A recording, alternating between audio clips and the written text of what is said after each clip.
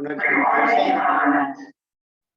व्यक्ति का, चीज का, तो आज फिर हम देखेंगे उसके अंदर भगवान बुद्ध की बहुत बड़ी देशना है, क्योंकि भगवान बुद्ध पहले कह चुके हैं जिन बातों का हमारे जीवन के ऊपर कोई इफेक्ट ना पड़े, जिनका हमारे जीवन में कोई मूल्य ना हो, ऐसी निरर्थक बातों के ऊपर समय गुजारना ठीक नहीं। लेकिन फिर भी उन गुत्थियों को सुलझाने के लिए हमें बार बार उन सवालों को देखना पड़ता है, उनका जवाब ढूंढना पड़ता है। तो आज हम फिर चलते हैं। हमने देखा पिछले हफ्ते में, उससे पिछले हफ्ते में पुनर्जन्म के बारे में कुछ बातें हमने समझी, कुछ जानने की कोशिश की। जब हम पुनर्जन्म के बारे में बात कर रहे थे तब हमने दो प्रश्न पैदा किए थे, दो सवाल उठाए थे। ये हमारे परम आदरणीय बोधिसत्व बाबा साहब के महान ग्रंथ बुद्ध और उनके धम्म से मैंने संकलित किया है। तो एक था कि पुनर्जन्म किस चीज का, किस वस्तु का, किस व्यक्ति का, किस वस्तु का। यहां हमने देखा और समझने की कोशिश की कि जो हमारे अंदर चार महाभूत हैं, मिट्टी, पानी, तेज और वायु, ये चारों अपने अपने आकार, मूल आकार या मूल राशि में समा जाते हैं, जो इस अनंत आकाश के अंदर विद्यमान है। वे अपने मूल रूप को प्राप्त कर लेते हैं, जहां से आए थे उधर ही चले जाते हैं।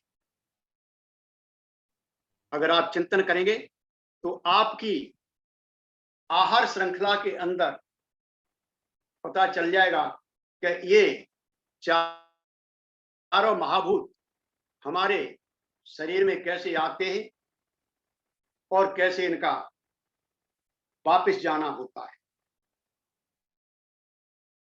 मृदा मृदा में चली जाती है, पानी पानी में मिल जाता है, वायु वायु में मिल जाती है और तेज तेज में मिल जाता है। ये पहला प्रश्न था जिसको भगवान बुद्ध ने बड़े आसान से समझाया।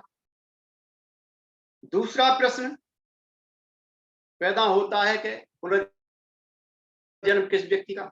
भाई और बहनों, इस दूसरे प्रश्न को हल करने से पहले जीव की पैदा होने की परिस्थिति क्या है, जीव के पैदा होने का वातावरण क्या है, किस कंडीशन में पैदा होता है, थोड़ी सी इस पर हम नजर डालना चाहें।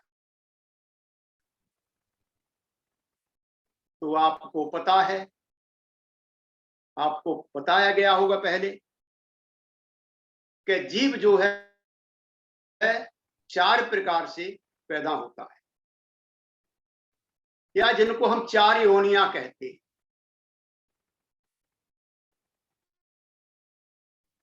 पहला जीव है पिंड के रूप में पैदा होता है, पिंडज बोलते हैं जिसको, या जरायुज बोलते हैं, जिसके अंदर हम आते हैं। दूसरा है अंडस, अंडा से पैदा होने वाला जीव है। इसको आप अपने जीवन में बहुत देख सकते हैं। जितने भी बहुत सारे पशु हैं, बहुत सारी पक्षी हैं, बहुत सारे कीट हैं, पतंगे हैं, इस अंडा से पैदा होते हैं। तीसरा जो माध्यम है वो संस्वेदज है, आर्द्रता जिसको कहते हैं। स्वेद पसीना बोला जाता है वैसे तो, लेकिन जो आर्द्रता है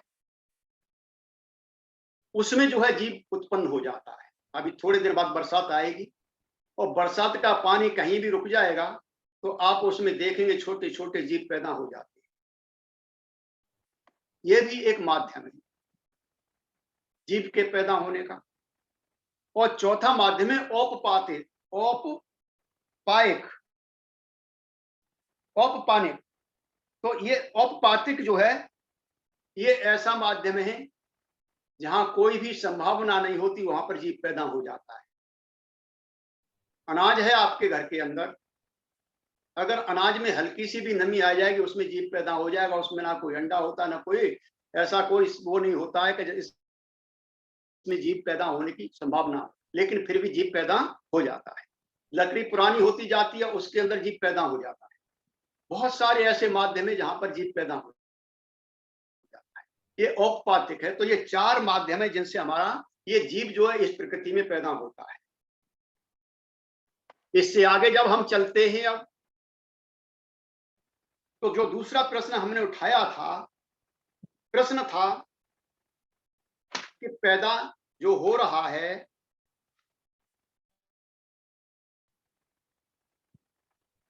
जो पैदा हमने किया था प्रश्न कि पुनर्जन्म किस व्यक्ति का या किस प्राणी का, इस पर विचार करने से पहले मैंने विचार किया अपने में, क्यों ना मैं पहले बुद्ध द्वारा प्रकाशित, बुद्ध द्वारा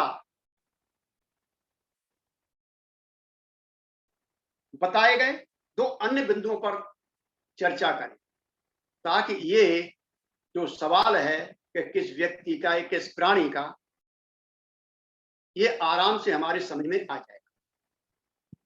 उन बिंदुओं पर हम विचार करें, उन बिंदुओं को अपने चिंतन में लाएं, जो मेरी नजर में इस सवाल को, इस प्रश्न को हल करने में, समझने में हमारी काफी सहायता कर सकता है। पुनर्जन्म किस व्यक्ति का, इसमें हमें समझने में हमें जो है सरलता प्रदान कर सकता है, सरलता से हम समझ सकते। तो ऐसे 2 सिद्धांत हैं जिन पर मैं बात करना चाहूंगा। पहला सिद्धांत है संसरण का सिद्धांत। पहला सिद्धांत है संसरण का सिद्धांत, और दूसरा सिद्धांत है कर्म का सिद्धांत। भाई और बहनों, अगर ये दोनों सिद्धांत हमारी समझ में आ गए, तो ये पेचीदे प्रश्न हमारे दिमाग से निकल जाएंगे, इनका समाधान हो जाएगा पूरी तरह से। इनको ना समझने के कारण ही हम इन प्रश्नों के अंदर उलझे रहते हैं। जहां तक मैं समझता हूं कि अगर ये दोनों हमारी समझ में आ गए, तो पुनर्जन्म किस व्यक्ति का समझाने में आसानी होगी और समझने में आसानी होगी। तो पहले हम संसरण के सिद्धांत को देखना चाहें, इसको देखने का प्रयास करेंगे, इसको समझने का थोड़ा सा हम कष्ट करेंगे। तो भगवान बुद्ध ने पुनर्जन्म की देशना दी, मगर यह भी कहा कि संसरण नहीं होता। भगवान बुद्ध संसरण को नहीं मानते। जो यहां पर ब्राह्मणी संसरण था उसको नहीं मानते, जो हमें सुनने या देखने को मिलता है, जिसको हम समझते आए, बचपन से सुनते आए, ऐसा होता है, ऐसा होता है। लेकिन जगत में बहुत सारे लोग ऐसे भी हैं जो बुद्ध की बातों को न मानकर, न समझने के कारण, ठीक से न जानने के कारण भगवान बुद्ध पर दोष लगाते हैं कि भगवान बुद्ध 2 परस्पर विरोधी बातों की देशना करते हैं, 2 विपरीत स्वभाव की बातों को प्रकाशित करते हैं, जो 2 विपरीत तरह की बातों को बताते हैं। ऐसा भगवान बुद्ध के ऊपर दोष लगाते हैं। आलोचक प्रश्न करते हैं, जो उन पर दोष लगाते हैं, जो आलोचना करते हैं लोग, वो भगवान बुद्ध के ऊपर दोष लगाते हैं कि बिना संसरण के पुनर्जन्म कैसे हो सकता है। बिना संसरण के पुनर्जन्म कैसे हो सकता है। ये सोचने वाली बात है, क्योंकि आलोचकों की नजर में जो भगवान बुद्ध की आलोचना करते हैं, उनकी नजर में आत्मा नाम की कोई वस्तु है और ये बुद्ध धर्म के अलावा सभी धर्मों में व्याप्त, चाहे वो क्रिश्चियन धर्म हो, चाहे इस्लाम हो, और हिंदू में तो इसकी बहुतायत है, क्योंकि हिंदू धर्म का जो आधार है वो आत्मा और परमात्मा है। अगर इसको निकाल दिया जाए तो हिंदू धर्म जीरो हो जाएगा, उसका कोई भी मूल्य नहीं रह जाएगा। तो ऐसी कोई चीज है, ऐसी कोई वस्तु है जिसका आत्मा बोला जाता है, जो अजर है, जरती नहीं है, खत्म नहीं होती, अमर है, जिसको मिटाया नहीं जा सकता, मिटती नहीं है, जो शरीर के साथ पैदा होती है, शरीर के साथ पैदा होती है और शरीर के मरने पर फुर से उड़ जाती है, इसमें से निकल जाती है, जो वो अजर है, अमर है, मिटती ही नहीं है, निकल भागती है, रुकती नहीं है। भला उसके संसरण के बिना या उनकी पुनः स्थापना के बिना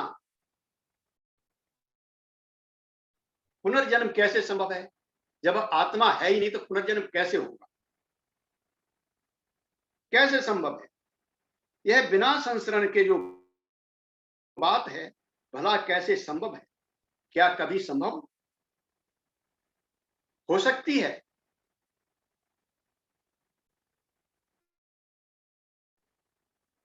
भगवान बुद्ध के अनुसार इसमें कोई भी विरोध नहीं, भगवान बुद्ध के अनुसार इसमें कोई भी विरोध नहीं, और भगवान बुद्ध कहते हैं कि बिना संसरण के पुनर्जन्म होता है, बिना संसरण के पुनर्जन्म होता है।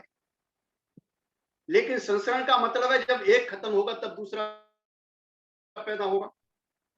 संसरण का तो मतलब यही है कि इस वस्तु को उठा के इधर रख दिया जाए, इसमें से निकाल के इसमें डाल दिया जाए।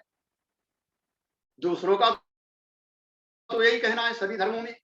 लेकिन यहां पर भगवान बुद्ध एक उत्साहहीन भिक्खु के बारे में कहते हैं।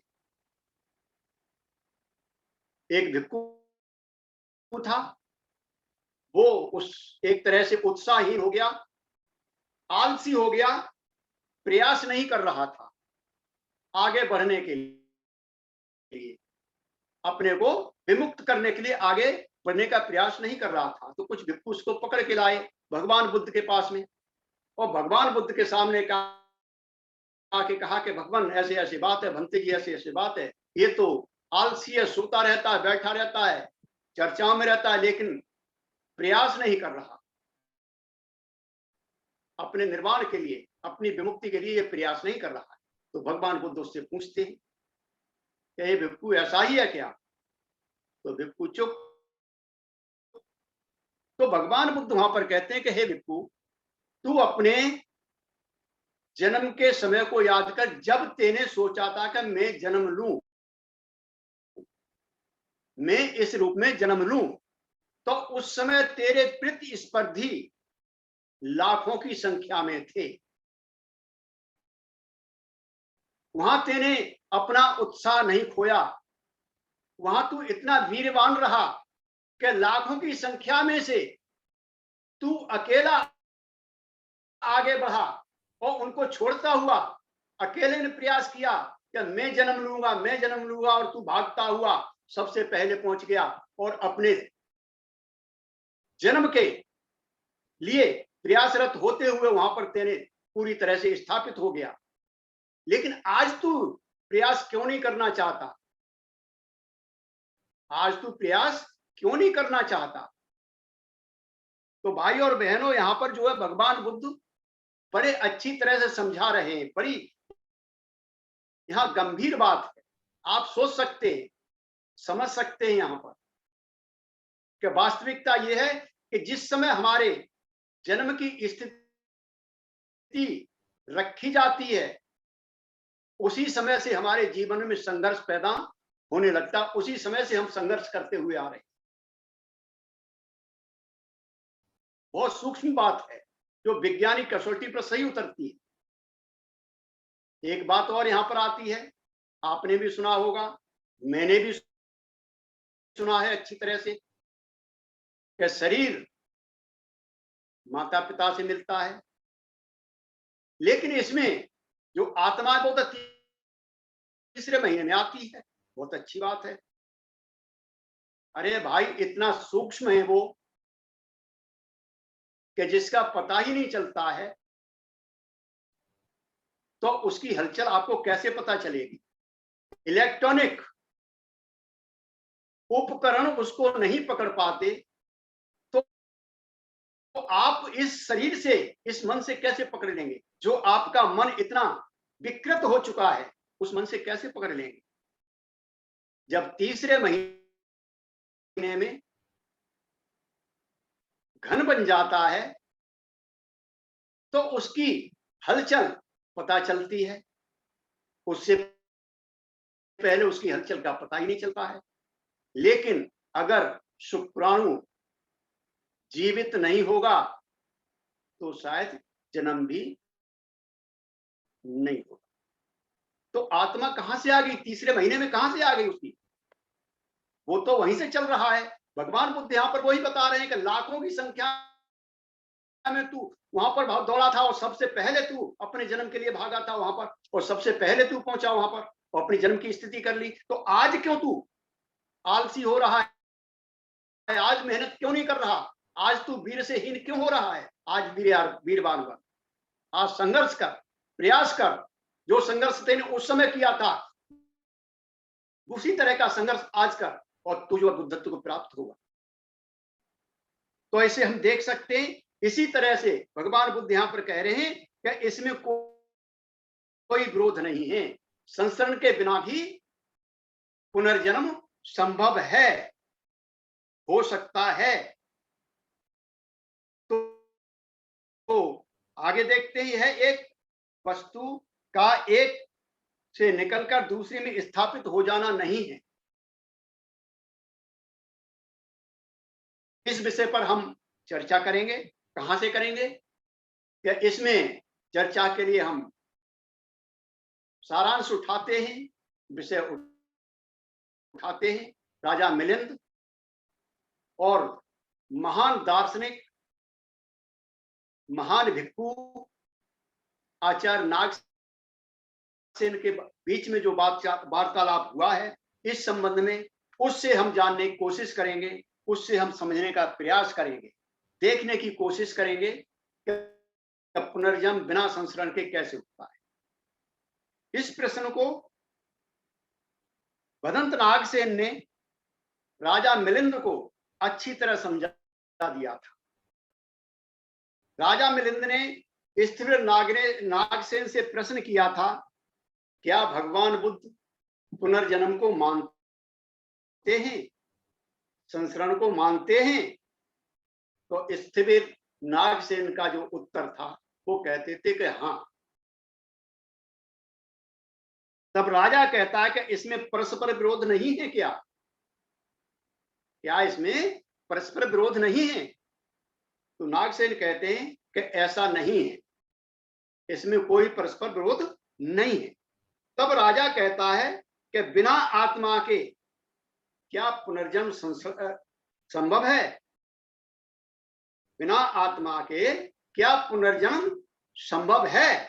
तो नागसेन बोले कि हाँ, संभव है, ऐसा निश्चित रूप से संभव है, ऐसा हो सकता है। नागसेन का ये उत्तर है। तो राजा कहता है, कृपया समझाइए, यह कैसे हो सकता है? बनते नागसेन, जहां संसरण नहीं है, क्या वहां पुनर्जन्म हो सकता है? कैसे हो सकता है? तो बनते नागसेन बोले कि हाँ, हो सकता है। राजा बोला कि यह कैसे हो सकता है, कृपया मुझे उदाहरण देकर समझाइए। बहुत अच्छा उदाहरण है, हमारी नजरों के सामने रहता है, लेकिन जो कि हम अज्ञानी हैं, हम तर्कशील नहीं हैं, बिना वजह की बातों पर हम तर्क करते रहते हैं, लेकिन जहां हमारे प्रज्ञा जागृत करने के लिए जो तर्क हमारे सामने आते हैं उनको हम देख ही नहीं पाते। तो इस फिर नागसेन बोले, राजन, यदि एक आदमी एक दीपक से दूसरे दीपक को जलाए तो क्या ये कहा जाएगा कि पहले दीपक का दूसरे दीपक में संसरण हो गया? बहुत अच्छी बात कही नागसेन ने कि एक आदमी दीपक से दूसरा दीपक जलाता है तो क्या ऐसा ये कहा जा सकता है कि पहले दीपक का दूसरे में संस्करण हो गया? इसका मतलब पहला बुझ जाना चाहिए था, तभी तो दूसरे में संस्करण होगा, लेकिन पहला भी जल रहा है दूसरा भी जल रहा है। तो राजा बोला कि निश्चय से नहीं। स्थिर नागसेन बोले कि राजन, इसी प्रकार बिना संसरण के पुनर्जन्म होता है। इसी प्रकार से बिना संसरण के पुनर्जन्म होता है। भाई और बहनों, आपके आसपास बहुत सारी चीजें घटनाएं घटती रहती हैं, आप देख सकते हैं इन चीजों, बड़ी अच्छी तरह सोच समझ सकते हैं। बहुत सारे पौधे होते हैं जो पत्ते से, जो शाखा से, जो जड़ से पैदा हो जाते हैं।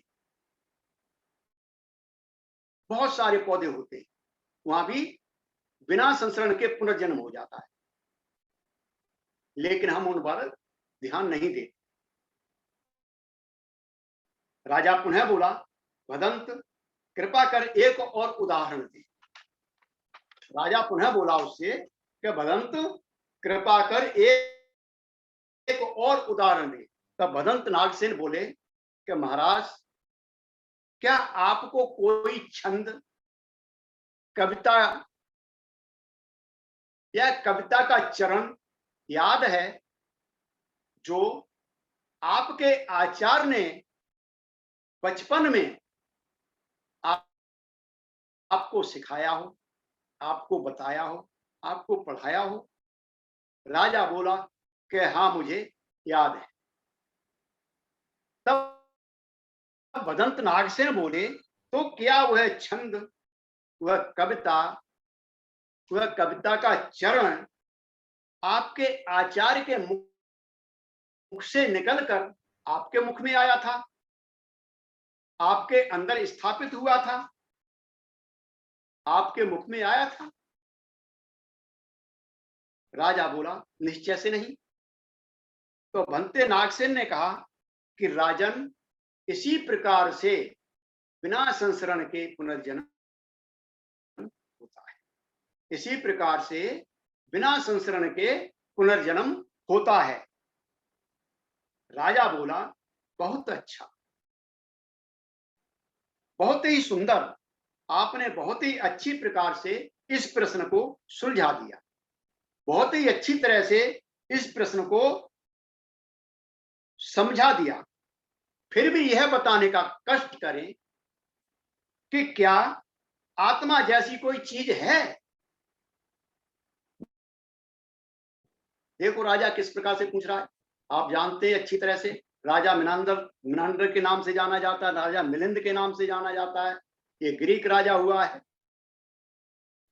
बहुत ही सुलझा हुआ राजा हुआ है, बहुत ही धार्मिक राजा था और बहुत अच्छी तरह से वार्तालाप किया है। आप मिलिंद प्रिंस के अंदर बहुत अच्छी तरह से बहुत सारा ज्ञान जो है अर्जित कर सकते हैं अपने लिए।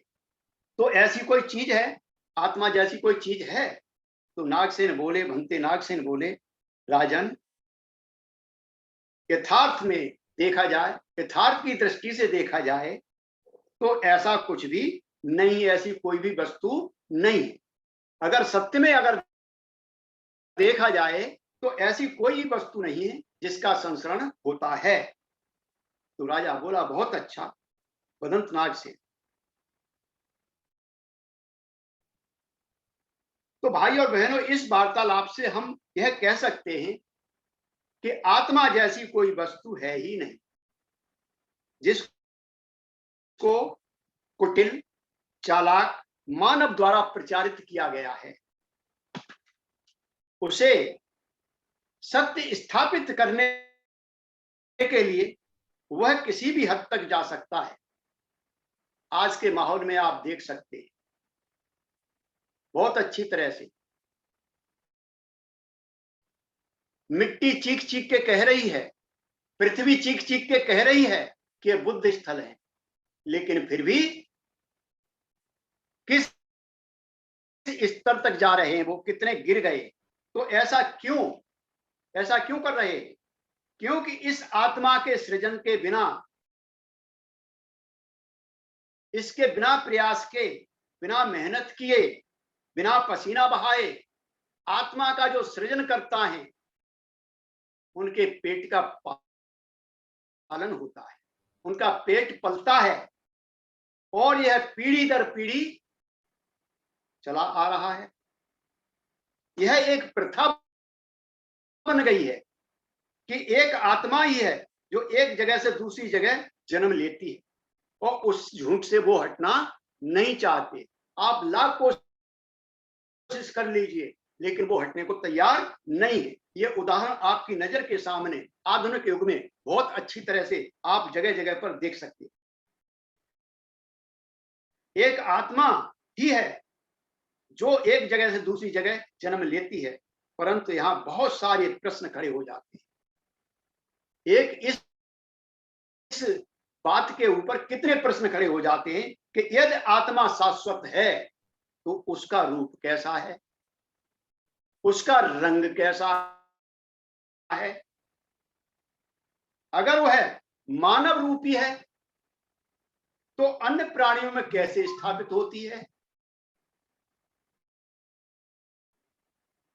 अगर शाश्वत आत्मा है जो देखती है, सुनती है, सूंघती है इत्यादि जो काम करती है, इन ज्ञानेंद्रियों के क्षतिग्रस्त होने पर आत्मा से इंद्रियों का कार्य क्यों नहीं होता?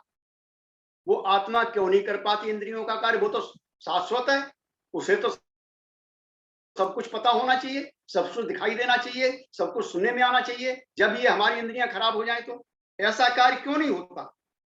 ऐसे हजारों सवाल हमारे अंतर्मन में उमड़ते घुमड़ते रहते हैं, जिनका अन्य पंथों में कोई समाधान नहीं है।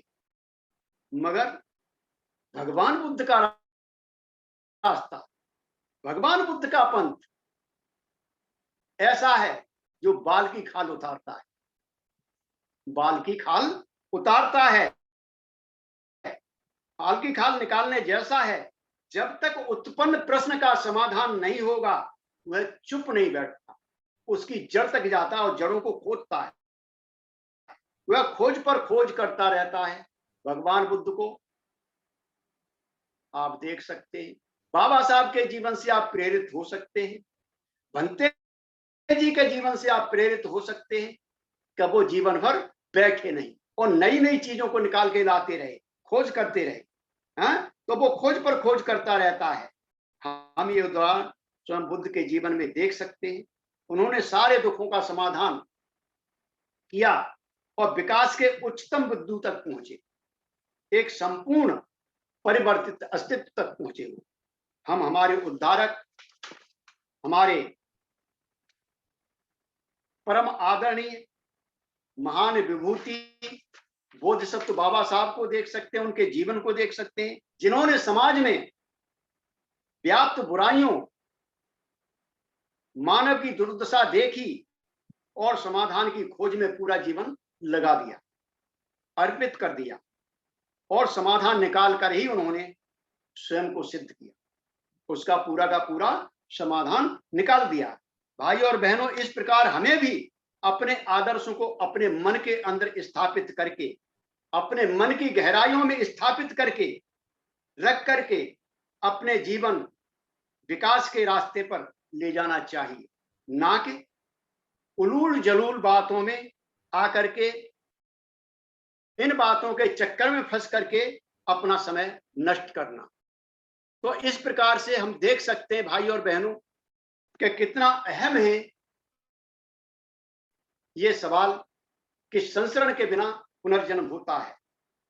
चलते चलते कुछ बातें और हैं, मैं आपसे कहता हूं कि सिद्धार्थ गौतम अगर आचार्यों के मत से सहमत हो गए होते या उनके प्रलोभन से रुक गए होते तो वे बुद्ध नहीं बनते।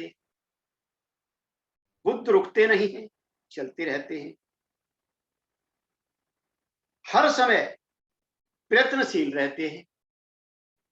दूसरा, हमारे उद्धारक, हमारे मसीहा बाबा साहेब अगर समाज की स्थिति को देख करके आंख मोड़कर सुखद जीवन व्यतीत करने में लग जाते, जैसे उनको प्रोत्साहित किया गया था, प्रलोभन दिए गए थे, हमारी तरह ही अपने परिवार से चिपके रहते, हम भी चिपके हुए कहीं निकले नहीं है, हमारी तरह अपने परिवार से चिपके रहते, जो उन्होंने लक्ष्य निर्धारित किया था उससे रुक गए होते तो आज विश्वभूषण, प्रज्ञा सूर्य, बोधिसत्व आदि आदि जो उनको संबोधित किया जाता है वो संबोधन शायद उनके पीछे नहीं लगते। भाई और बहनों, आप भी स्वयं से प्रश्न करना सीखो, दूसरे से नहीं, स्वयं से प्रश्न करिए एकांत में बैठ के, तथा उन प्रश्नों का समाधान भी खोजो और तब तक मत रुको जब तक के उस प्रश्न का समाधान आपको ना मिले, उस सवाल का हल आपको ना मिले। आप प्रयास करते रहिए, आप प्रयासरत रहिए। मैं अपनी वाणी को यहीं पर विराम देता हूं। आपने बहुत अच्छी तरह से मेरी बातों को सुन लिया। आपके मन को, आपके अंतर मन को मैं नमन करता हूं। धन्यवाद। जय भीम। नमो बुद्धाय।